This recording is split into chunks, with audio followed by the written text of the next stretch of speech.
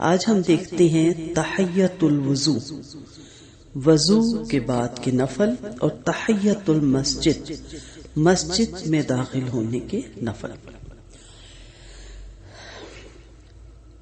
انسان کی زندگی جو ہے وہ آہستہ آہستہ ختم ہوتی جاتی ہے۔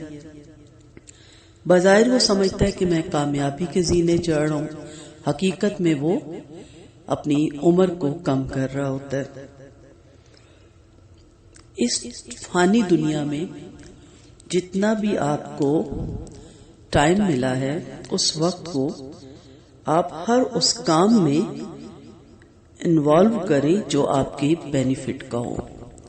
اگر ہم اس کا دنیا کا معاملہ لیتے ہیں تو ہم اپنے بچوں کو اور ہر ایک کو یہی درس دیتے نظر آتے ہیں یا نصیحت کرتے کہ کچھ کر لو، کام آئے گا۔ جوانی میں کہتے ہیں جو کھوتا ہے وہ بڑھاپے میں روتا ہے، یعنی جو کھو دیتا ہے، یا جوانی میں جو سوتا ہے وہ بڑھاپے میں روتا ہے۔ تو جوانی کی کمائی بڑھاپے میں کھائی، یہ سارے محاورے کیوں ہیں؟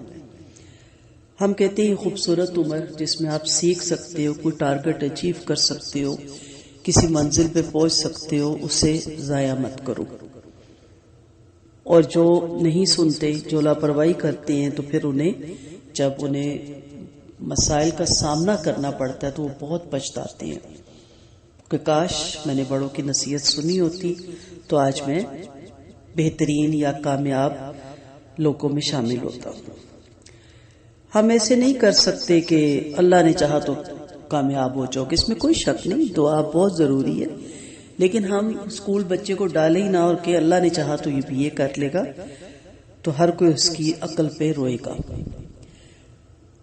یہی معاملہ آخرت کا ہے کہ یہاں جو بوئے گا کل وہ وہاں کاٹے گا۔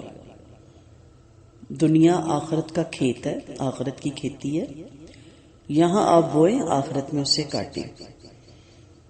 سب کچھ کریں، ساری دنیا کے کام کریں جو مستحب ہیں، پسندیدہ ہیں، آپ کے لیے فرائض کا بھی درجہ رکھتے ہیں قرآن و سنت میں، لیکن کسی لمحے بھی اپنی قبر اور اپنی آخرت کو نہ بھولیں، اور ان کے اندر پہلے وہ کام سامنے رکھیں جو آپ کو ابدی زندگی آخرت میں کامیاب کرے، کامرانی سے ہمکنار کرے، بلند درجے کا سبب بنے، جنت الفردوس کے اعلیٰ درجے ہم سب پائیں۔ ان کی لسٹ بنائیں۔ اور جوانی کی عبادت، ہمارے ایک محاورہ ہوتا ہے، ویلے دیاں نمازاں تے کویلے دیاں ٹکراں۔ ٹھیک ہے، اگر آپ وقت پہ نماز پڑھتے ہیں تو آرام سے پڑھتے ہیں اور قابل قبول عمل ہے، اور جب وقت نکل جاتا ہے یا دیر ہو رہی ہوتی ہے تو آپ جلدی جلدی نماز ادا کرتے ہیں۔ تو یہ کیوں کہا جاتا ہے کہ جوانی کی عبادت ہے، بڑھاپے میں اللہ سب کو توفیق دے، لیکن جو جوانی میں نہیں کرتے بڑھاپے میں ان کے لیے بہت ہی مشکل ہو جاتا ہے کرنا۔ اور جو کرتے بھی ہیں وہ ماشاءاللہ جو جوانی سے کرتے ہیں وہ بھی رکھتے بھولنے لگ جاتے ہیں، اور انہیں بھی بہت سی جسمانی عارضے لاحق ہو جاتے ہیں، اور ذہنی طور پہ بھی کافی بھولنے کا عمل شروع ہو جاتا ہے۔ تو کوشش کریں کہ جس طرح آپ کو دنیا میں ہر چیز زیادہ چاہیے، اپنی باڈی کے لیے آپ صبح ناشتہ بھی کر رہے ہیں، کھانا بھی کھا رہے ہیں، رات کا بھی ڈنر کر رہے ہیں، لیکن آپ کو اس کے ساتھ ساتھ پھر بھی وٹامنس چاہیے، پھر بھی آپ کوئی نہ کوئی ایسے وٹامنس یوز کرتے ہیں، پھر بھی آپ کو دودھ علیحدہ سے چاہیے، بہت سی ایسی چیزیں تاکہ آپ اسٹرانگ فیل کریں۔ یا اس کی مثال ایسے لے لیں کہ آپ کپڑا لے کے گردن سے اس کے کٹنگ کر کے بس گلے میں ڈال لیں تو آپ کی تن ڈھپ جاتا ہے، لیکن باقاعدہ اس کی کٹائی ہوتی ہے، پھر اس کی سلائی ہوتی ہے، پھر یہاں تک بھی نہیں ہم ختم کرتے، اس کے اوپر خوبصورت لیسز یا خوبصورت بٹن اور مختلف قسم کے، اور مرد حضرات میں بھی بہت کچھ ہے، اس کو کس طرح خوبصورت بنایا جائے، کلر دیکھا جاتا ہے۔ تو یہی معاملہ آخرت کے اعمال کا بھی ہے کہ ٹھیک ہے آپ 5 وقت کی نماز پڑھتے ہیں، ماشاءاللہ، اللہ ہم سب کو ثابت قدم رکھے، آپ رمضان کے روزے رکھتے ہیں، یہ بھی بہت اچھی بات ہے، تو ٹھیک ہے آپ صحیح چل رہے ہیں، لیکن اس کو بڑھائیں، اس میں اضافہ کریں، اور وہ کام بھی جو مستحب ہیں، پسندیدہ ہیں، سنت غیر موقدہ ہیں، سنت موقدہ ہیں، اس کو بھی اپنی زندگی میں شامل کریں۔ کوئی مشکل نہیں ہے، کوئی ناممکن نہیں ہے، بس تھوڑی سی توجہ چاہیے۔ کامیاب انسان وہی ہوتا ہے جو ناممکن کو ممکن میں بدل دے۔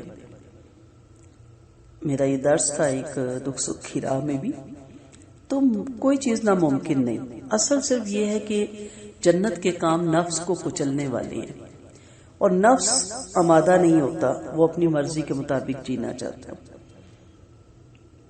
دنیا کے معاملے میں ہم کوئی ٹارگٹ اچیو کرتے ہیں اور ہم بہت محنت کرتے ہیں، کس وجہ سے؟ کہ ہمارا نام ہوگا، سامنے نظر آ رہا ہے نا، ہمیں سٹیج پہ بلایا جائے گا، ہمیں ٹرافی دی جائے گی، ہمارا ٹی وی میں انٹرویو ہوں گے، ہمارے اخبار میں نام آئیں گے، ان چیزوں کے پیچھے ہم دوڑتے ہیں، فیملی میں واہ واہ ہوگی، آخرت ہمیں نظر نہیں آ رہی نا۔ اگر اس کے لیے ہم یہ سوچنے لگ جائے نا کہ ہمیں سٹیج پہ وہاں بلایا جائے گا، وہاں ہمیں انعام دیا جائے گا، اور کل کائنات جتنی اللہ کی مخلوق ہے ان کے سامنے ہماری عزت ہوگی، تو انسان اس قدر محو ہو جائے کہ کوئی کام بھی جو آخرت کے اس کے کام کا ہے اسے کسی لمحے چھوڑنے کے لیے تیار نہ ہو۔ بزنس مین اپنی میٹنگ نہیں چھوڑتے کبھی بھی، شادیاں چھوڑ دیتے ہیں، فوتگیاں چھوڑ دیتے ہیں، کہتے ہیں یہ میٹنگ بہت امپورٹنٹ ہے۔ بچوں کے پیپر آتے ہیں نا، ہم دنیا کے کام چھوڑ دیتے ہیں، ہم یہ نہیں کہتے کہ ایک پیپر نہ دیا تو کوئی قیامت نہیں آ جائے گی، ہم کہتے ہیں ایک پیپر ہے، اس میں ہم فلاں فوتگی پہ یا فلاں شادی پہ نہیں نظر آئے، پوچھتے ہیں لوگ آپ نہیں تھے؟ بچوں کے پیپر تھے، کہتے جی بالکل، پھر تو آپ کو نہیں آنا چاہیے۔ ایک آخرت کا بھی پیپر ہے۔ تو اتنی تعمیر باندھنے کا مقصد کیا ہے کہ یہ جو چیزیں ہم پڑھنے جا رہے ہیں یہ مستحب ہے، جیسے وضو کرنے کے بعد 2 رکعت نماز ادا کرنا، اور جو تحیت الوضو ہے، وضو کے بعد 2 نفل ادا کرنا، 2 رکعت، جنت میں لے جانے والا عمل ہے۔ ہم پڑھتے ہوتے نا جنت میں لے جانے والے عمل۔ حضرت ابو ہریرہ رضی اللہ عنہ کہتے ہیں کہ آپ صلی اللہ علیہ وسلم نے ایک روز نماز فجر کے بعد حضرت بلال رضی اللہ عنہ سے پوچھا، اے بلال، اسلام لانے کے بعد تمہارا وہ کون سا نفلی عمل ہے جس پر تمہیں بخشش کی بہت زیادہ امید ہو؟ کیونکہ آج رات میں نے جنت میں اپنے آگے آگے تمہارے چلنے کی آواز سنی۔ حضرت بلال رضی اللہ عنہ نے عرض کیا، میں نے اس سے زیادہ امید افزا عمل تو کوئی نہیں کیا کہ دن رات میں جب بھی وضو کرتا ہوں تو جتنی اللہ تعالیٰ کو منظور ہوتی ہے نماز پڑھ لیتا ہوں۔ اسے بخاری اور مسلم نے روایت کیا۔ جنت الفردوس میں آگے آگے چلنے کا یہ مطلب نہیں کہ نعوذ باللہ ان کا درجہ نبی کریم صلی اللہ علیہ وسلم سے بڑھ گیا، یا وہ آپ صلی اللہ علیہ وسلم سے پہلے جنت میں جائیں گے۔ دنیا میں بھی وہ آپ صلی اللہ علیہ وسلم کی اٹھنی کی نکیل پکڑ کے آگے آگے چلتے تھے۔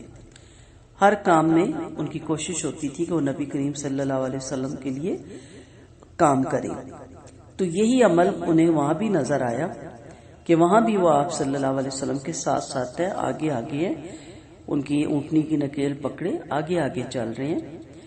تو پوچھا کہ آپ وہاں، میں نے آپ کی چلنے کی آواز سنی، تو چھوٹا سا عمل ہے، وضو تو آپ کرتے ہی ہیں، نماز کے لیے بھی کرتے ہیں، اور باوضو رہا کریں۔ اس پہ میں نے ایک لیکچر میں بڑی تفصیل سے بتایا تھا کہ بہت بینیفٹ ہے اس کے۔ تو آپ جب بھی وضو کریں تو 2 رکعت نماز ادا کریں، وقت کو گین کریں۔ یہ عمل جو کہ مستحب ہے، فرض نہیں ہے، سنت موقدہ نہیں ہے، لیکن یہ جنت میں لے جانے والا عمل ہے۔ اور پھر ایک وقت آتا ہے کہ فرض نمازیں، جیسے میں نے آغاز میں کہا نا کہ اس کی بھی رکعتیں یاد نہیں رہتی، اور وہ بھی کھڑے ہو کے نہیں پڑھی جا سکتی، اور ان کو بھی بیٹھ کے پڑھنا پڑتا، اور بعض دفعہ صرف فرض ہی پڑھ سکتے ہیں انسان۔ تو ابھی وقت ہے، ان اعمال کو اپنائیں اور اس کو ضرور اپنی زندگیوں میں شامل رکھیں۔ کوشش کریں، ہم سب ایک دوسرے کے لیے دعا کرتے ہیں، ایک دوسرے کو یاد دہانی کروائیں گے، ایک دوسرے کو کھینچیں گے، تاکہ ہم ایک دوسرے کو آگے لے جانے میں، جنت میں ایک دوسرے کو لے جانے میں حریص ہوں۔ اسی طرح مسجد میں داخل ہونے کے بعد بیٹھنے سے پہلے 2 رکعت تحیت المسجد ادا کرنا مستحب ہے۔ حضرت ابو قتادہ رضی اللہ عنہ سے روایت ہے کہ آپ صلی اللہ علیہ وسلم نے فرمایا جب کوئی آدمی مسجد میں داخل ہو تو بیٹھنے سے پہلے 2 رکعت نماز ادا کرے، سے بخاری اور مسلم نے روایت کیا ہے۔ یہاں تک ہے کہ اگر خطبہ بھی شروع ہو جائے تو آپ خطبہ ہو رہا ہے، حالانکہ خطبہ شروع ہو جائے تو کوئی قرآن، کوئی تسبیح، کوئی نفل وانی پڑھا جاتا، لیکن تحیت المساجد کا کہا گیا کہ اسے پڑھنا چاہیے۔ اور یہاں تک ایک روایت ہمیں ملتی ہے کہ اگر کوئی آ کے بیٹھ جائے تو اس کو ہلکا سا اس کا کپڑا کھینچ کے اشارہ کرے کہ اٹھو اور تحیت المساجد کے 2 نفل ادا کرو۔ اور یہ ویسے بھی اگر آپ جمعے کی نماز کے لیے خواتین جیسے بعض ہماری جاتی ہیں ماشاءاللہ، یا آپ مسجد میں کوئی خواتین کی درس و تدریس کا کوئی سلسلہ ہے اور آپ وہاں جاتی ہیں، تو آپ جب وہاں باوضو ہو کے جائیں تو ابھی درس و تدریس کا سٹارٹ نہ ہوا ہو تو آپ تحیت المساجد ضرور ادا کریں، یہ بہت ہی پسندیدہ عمل ہے۔ تو اللہ تعالی ہمیں ان کو کرنے کی توفیق دے، اللہ تعالی ہمارے اندر شوق اور ذوق پیدا کرے، اور اس وقت ہمیں ان لوگوں میں نہ شامل کرے کہ جو پچھتائیں کہ یہ تو سمپل سا عمل تھا، مختصر سا عمل تھا، اس میں کیا جاتا تھا۔ ہم گھنٹوں موبائل پہ بیٹھے رہتے ہیں، ہم گھنٹوں انٹرنیٹ پہ بیٹھے رہتے ہیں، یوٹیوب پہ بیٹھے رہتے ہیں، ہم گھنٹہ گھنٹہ ڈرامہ دیکھ لیتے ہیں، ہم 5 منٹ 2 نفل نہیں ادا کر سکتے، جبکہ باقی ساری زندگی، باقی کام زندگی کے ساتھ ختم۔ لیکن یہ تو جنت میں لے جانے والا عمل ہے۔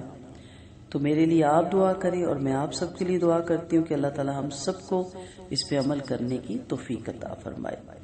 وآخر دعوانا ان الحمد للہ رب العالمین، نحمده ونصلی علی رسول الکریم۔